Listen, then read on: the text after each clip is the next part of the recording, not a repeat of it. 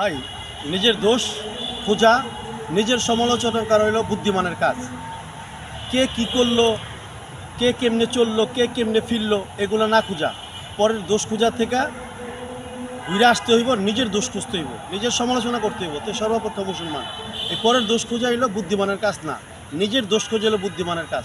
তা আমরা পরের দোষ খুঁজবো না, নিজের যে দোষগুলো আছে এগুলোকে যাচাই করব।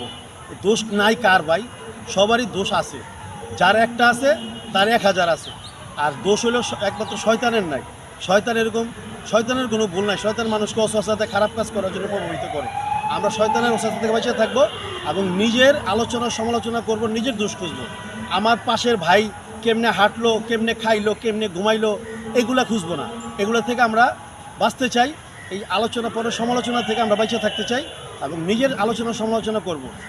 আর নাহলে ভাই এর জন্য ভাই অনেক গুনাহ হবে।